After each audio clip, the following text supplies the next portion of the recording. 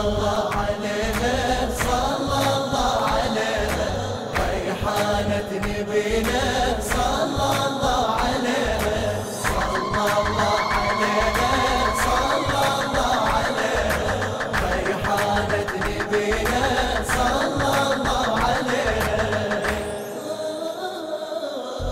أعوذ بالله من الشيطان الرجيم. بسم الله الرحمن الرحيم. Dear viewers, Assalamu alaikum wa rahmatullahi wa barakatuh, and welcome to the third episode of Second Thoughts here on Zainabiya Plus. Today our topic is slightly different compared to the past 2 weeks. It's a more current affair, if you like, where we discuss the issue of hijab within the Olympics. I'm happy today to introduce my two guests, Brother Husain Sukhni, a very active youth member of the Iraqi community, and also no stranger to the Khwajas either when he randomly turns up to our centres. And secondly, Sister Afifa Alihassan, who, again, no stranger to the Khwaja community, a very hard-working young volunteer who's looking to start medicine in September at Leicester University. Inshallah, we'll crack on straight away then. Afifa, if I come to you first, we can get a sister's point of view on this.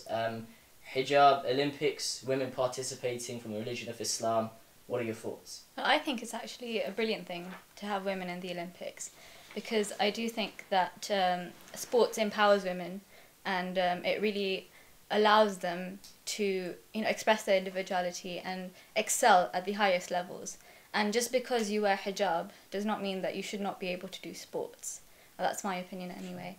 I know that there are people that believe that women should not be competing at the highest levels, perhaps only segregated within their own like women-only events. But I think that when you do seclude them that way, it just doesn't get the same publicity, the same the same attention that it really should. Definitely. And when you see hijabis competing at the Olympics, it inspires other women, other young girls to actually get involved in sports. Sure. And so I believe it's a brilliant thing. Hussein? Well, to be honest, going back what you said hijab is something to be worn. Mm-hmm. Whereas hijab is an attitude. It's the way you act, it's the way you talk, it's what you wear, it's everything about you. Mm-hmm. And if a woman is running around, well, sport is a great thing, everyone should do it, but when they're running around in front of thousands of people, on TV, in front of millions maybe, like watching, people, well, there are lots of messed people in the world, so they'll have wrong thoughts, and that's when it becomes haram to do what she's doing. Even if they're entirely covered though? Even if they're entirely covered, because that's just the clothing aspect of hijab.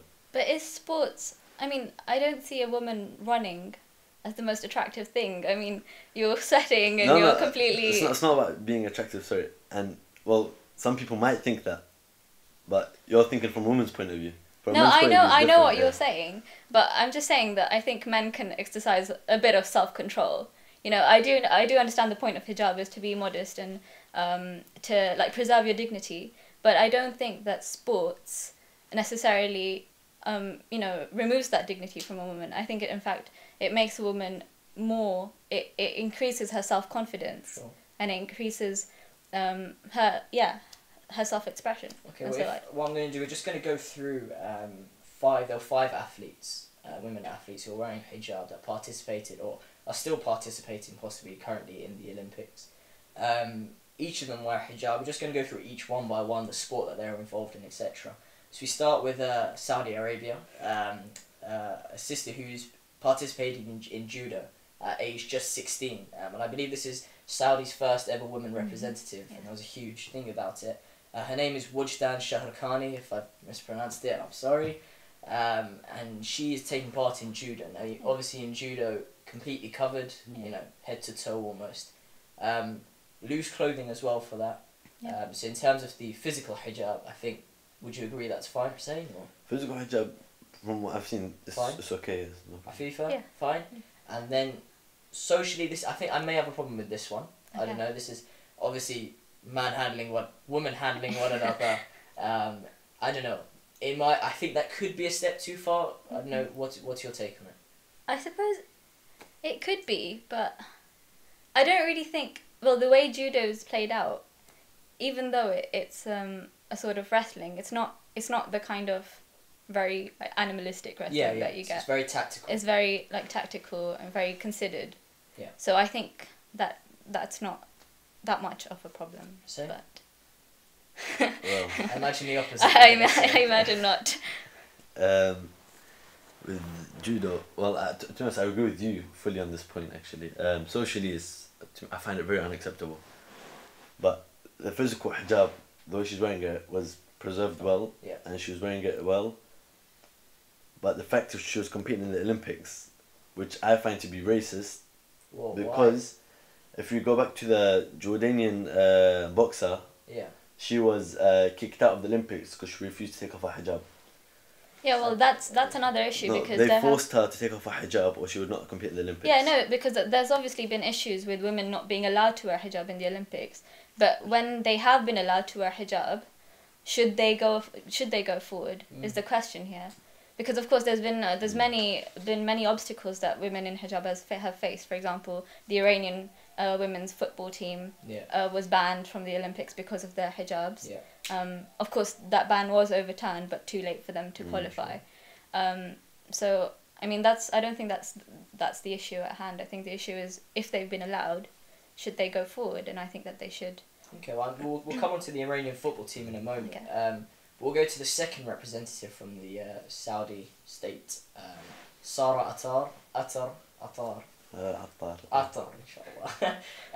Age 20, probably most famous one out of them all, who participated just the other day in the 800 meters, who in fact has a dual US and Saudi citizenship. She came last by a long mile, unfortunately, but we'll just have a quick look at her clip right now. And Sarah Attar from Saudi Arabia getting a big reception from the crowd here. I think they've been made aware of the situation. And, a historic moment, Steve, this for Saudi Arabian women into the finishing straight. The time is of little consequence, and the crowd are responding famously to this effort by Sarah Attar. Really generous response there. That's fantastic. That is a step forward for women's athletics. You know, I just wanted to come out, do what I can, represent the women, and hopefully, you know, make a difference over there. Okay, so having seen that, we obviously saw how she was very well received by the crowd, the whole way from when she started all the way through to the end. You know, there was obviously a bit of a giggle about, oh, look how badly she's done, but Husain, in terms of her self-confidence now, surely this has just grown to a whole new level. Well, yeah, but there's a million other ways you can go with your self-confidence.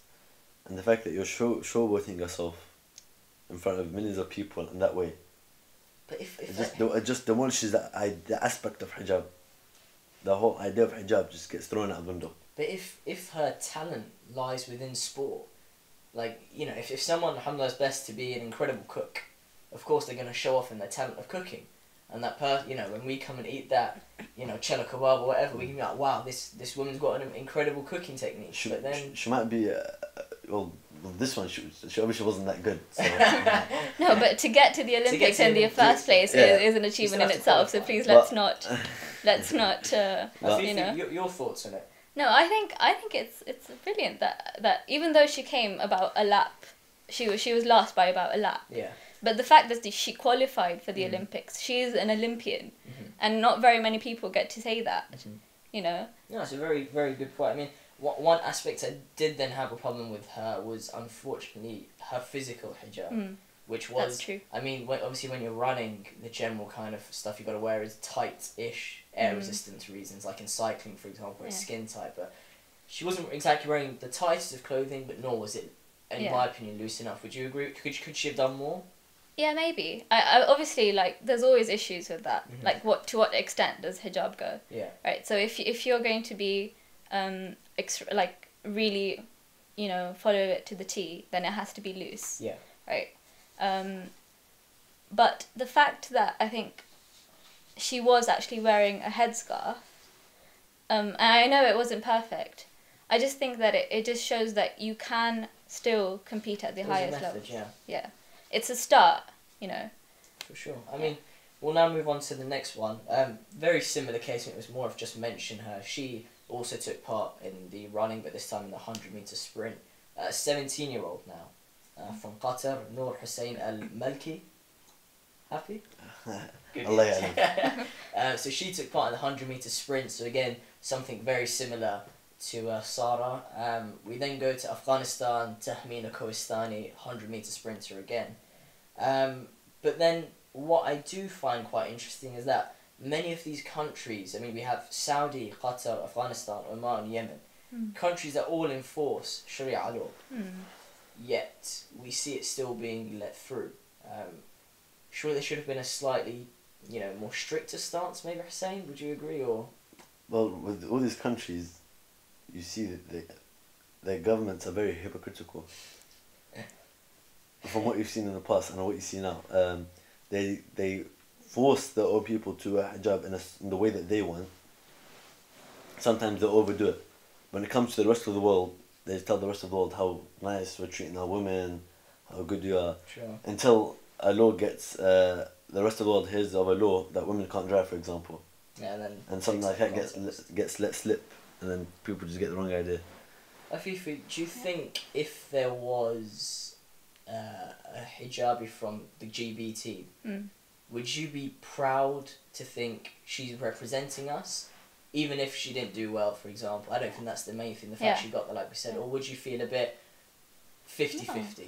I think I would feel extremely proud if she was representing us. I see he's laughing, but no, there was actually something I was going to say. I just think that with hijabis in the Olympics, for example, I was actually looking at the rulings, for example, for Code of Muslims in the West, and I was looking to see if there was anything to do with sports or anything like that. And the only ruling I found was that it is permissible to play sports that are ball games, and it is permissible to spectate as long as no haram act is done, such as watching lustfully or neglecting salat. In a bit, right? So that's the only ruling I found, and there was nothing to do with genders in it.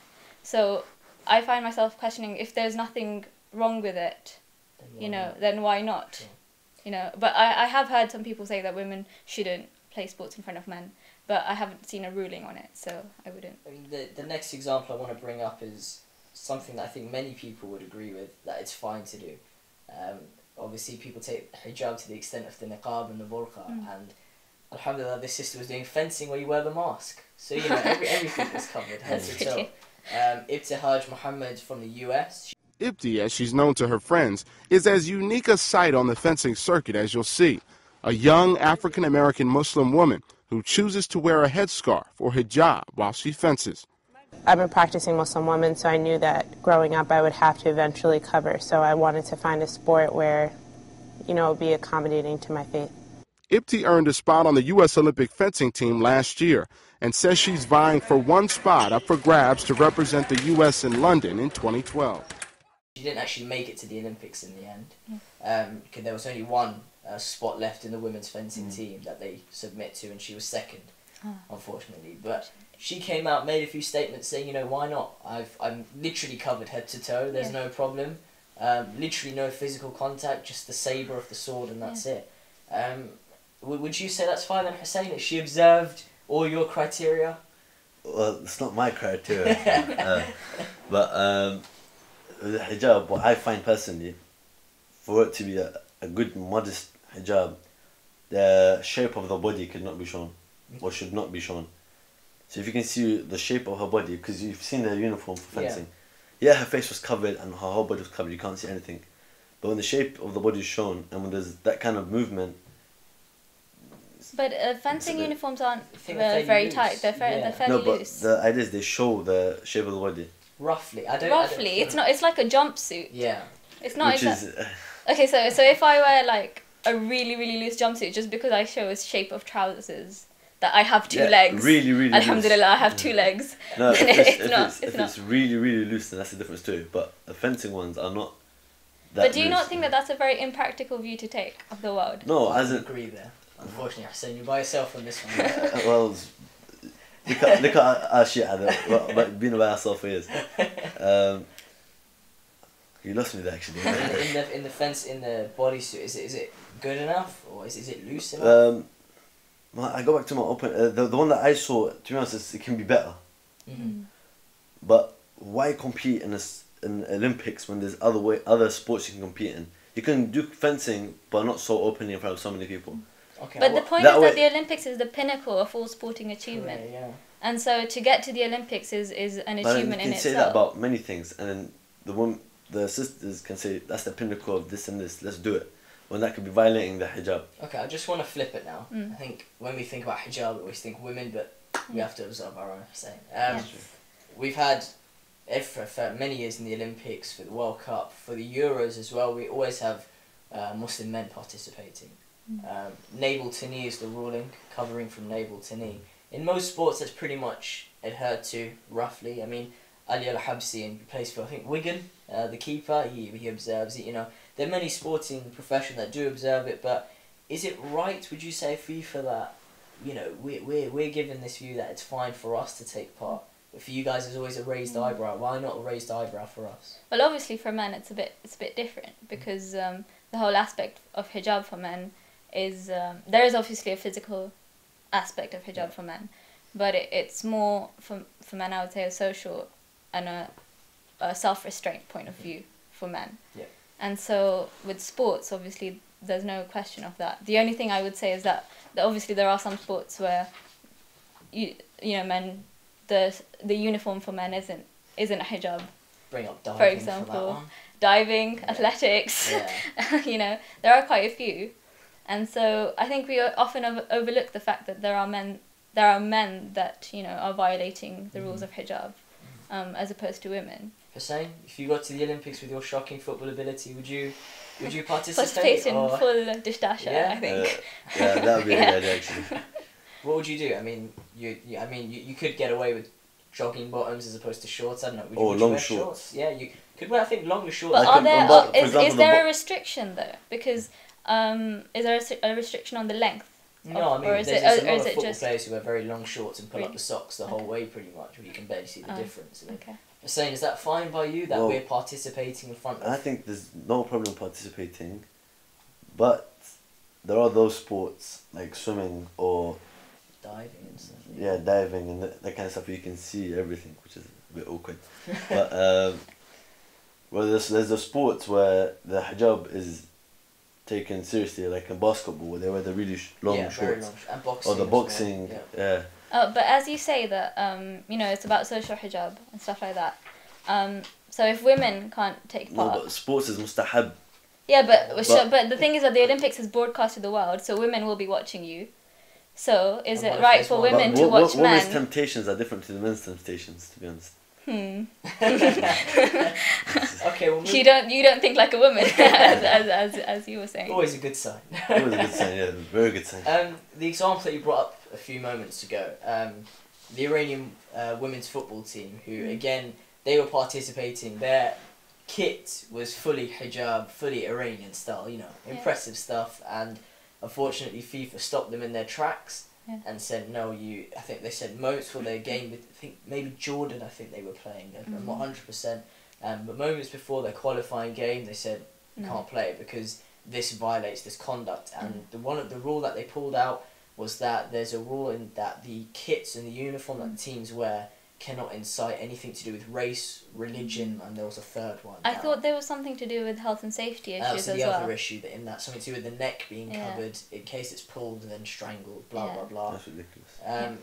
It's quite stringent. I would have to say that that's quite, and the fact that they overturned the ban later Eventually, shows that, you know what, I think that they were just picking at straws.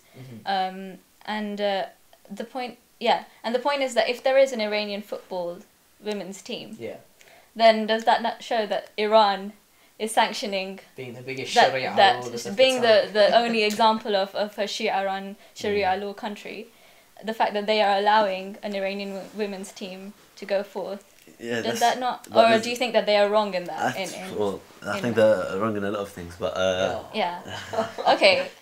Well, no. Same. It's not just Iran. It's every other government. Every ruling government has their mistakes, but when you're the forefront of the Shia world or the Islamic world, the front line, you have to observe the best hijab, the best in everything. When you're sending your women out to run around on a football pitch in front of millions of people, that's not something good. Hussein, I then put to you, with the many Muslim participants in the Olympics so far, if there was one woman lustfully watching him, surely that breaks the hijab completely. No, because you always get those kind of odd people who the odd think, yeah. the odd woman or two Yeah, who's the odd attracted woman or by a sportsman's physique, you know. But doesn't that break the hijab completely? I don't think so. No. But the thing is, if you come back to the ruling that I cited, it said you can spectate as long as there is no haram involved, such as a lustful glance. Mm-hmm. But does that responsibility belong to the spectator or to the sports people? To cover themselves up appropriately, yeah. Because so you're saying that in the case of women, it lies with the women not to gaze lustfully, True. whereas in the case of men, it lies with the women not to play. So I think that's a double standard there. Well, not really, because Why? in Islam, there's a big gap between men and women.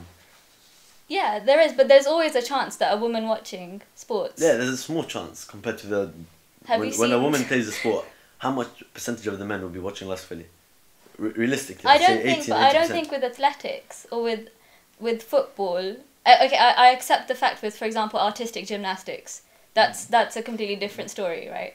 But with football, I mean, if you're gonna watch a bunch of women running around, is that really, like, can you not exercise a slight bit of self-restraint? I mean, seriously, we're humans. We're not animals here, you know. Well, some of us are humans. I mean, okay, so but the point is that we're trying to be humans, right? We're trying not to be animals, and so. So should we celebrate these sisters' achievements in that they actually got through, beat many other hundreds, thousands to get through? Should we celebrate their achievements? Oh, you can't say 100,000 because. Yeah, it's a few thousand that try to qualify from each time, right? From which? As in generally, as a whole, so they must have beaten some times. But from their country, I'd probably say they were the only person who... But the fact that they're even, trying... Should we celebrate? Should we celebrate their achievement? Definitely. Yeah. I've made my stance clear throughout this programme, I think, that we should celebrate them and we should hold them up as role models. One thing I don't think we want this to do is to discourage the participation of sports within Islam. I mean, like you said... by all means, participate, but... Behind closed doors. Behind closed doors, you can still have the same sport, the same activity. You can do gymnastics, you can do whatever you want freely, but behind closed doors. But then how, like we were mentioning before, it's the biggest part of any sporting career. Where if you're working in a bank, the best part is as soon as you become the CEO, despite the lack of sleep you get, it's the best part. This is the best. But when you're the CEO of a bank, it does not break your hijab. Oh. Well, it could do when you have to shake the hands. But we won't let's not get into that, okay. But okay, so we've got these different athletes: Oman, Yemen, Afghanistan, Saudi, Qatar, the US sister. Do you think it's only a matter of time before we find one from Team GB? Yeah, I think so. Yeah. Next Khoja. I girl to go. Don't think that'll happen. But to be honest, I don't think the coaches of the GB team will allow. I would say they're fairly open to it. Yeah. They say they're fairly open, but from what I saw in the Iranian boxing match, when the Iranian boxer got disqualified for no reason, or when the Iranian team got disqualified and brought back in late, with the FIFA obviously knew it was late, but when they do stuff like that, it shows that their intentions are not clean and pure. Okay, Hassan, I'm going to bring this to you now. In terms of watching the sport, whether it be live or at home, is it right that us as Muslim men should be watching the women take part? If you're saying that if they shouldn't take part for the reason of men watching them, should we then watch them? Surely the answer should be no, but... To be honest, we shouldn't. Unless we know we can control ourselves, we shouldn't. Have you watched any women's... Just putting that to you, have you watched any women's events? Only the fencing. Only the fencing, mashallah. Only one of the matches when she started crying, but... What would you say? Is it a no outright or? To be honest, the way that I put it in every situation is if the Ahlul Bayt were here, what would they do? If Fatima al-Zahra was here or Sayyida Zainab was here, would she be happy with what's happening? Would she be happy with the sisters competing in the Olympics?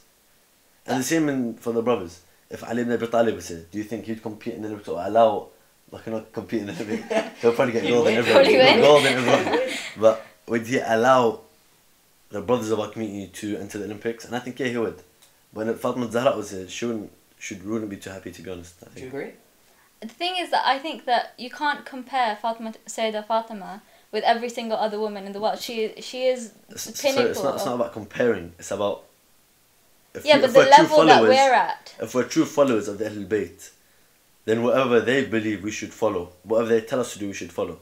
Yeah, but the level that she is at and the level that every single other woman is Fatima at. Zahra was here right now. But I don't think that she would disapprove of it.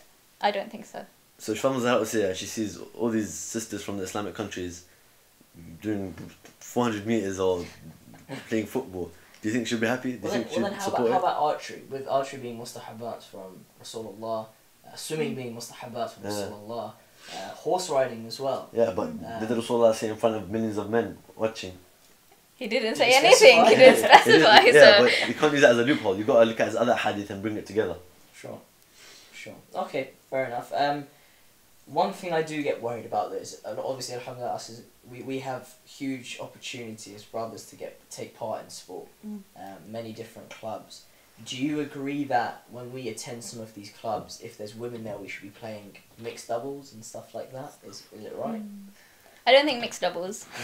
Mixed doubles is a bit too far. It's a bit close to the red line there. I'll go to the face. But what if there's women parties? Because obviously it's very tough to find some clubs other than the ones organised by the youth clubs, the mosques, etc. But when you want to advance, you get into county, national, international level. It's almost impossible to say I only want to play in the just with the men. I don't want to be in the same hall as the women. Would you say it's fine? But if I'm saying that women and men can spectate, then I don't see that why. I think it would be double standards for me then to say that it's wrong for you to do that. Sure. Because it's gonna happen. You know, we don't live in this bubble-wrapped world where we're segregated completely. You know. Time to adjust. Maybe in the ideal world, we would have completely, separate sports. But we don't live in that world, and we have to adapt to it. Sure. And so, your thoughts? Would you agree with if you were playing football, your sport? If you were playing football, football wouldn't we work. Well, I'm more of a table tennis person. Table tennis. Okay, if you're playing table tennis, you've got to county level, which will never happen for you. And then you're playing in the same hall as 8 tables laid out, and on the far two there's women playing there. Would you be fine, or would you immediately walk out because that's what Imam Ali and Abi Talib did? Yeah, but in table tennis, I'm not going to be staying at the women. I'm going to be concentrating on the game. So it's different. To be honest, it depends on the person. But when I see sisters wearing hijab, or what they assume to be hijab, and playing these kind of sports, I honestly wonder where our ummah is going with this, because it's like Rasulullah never taught us the aspects of hijab.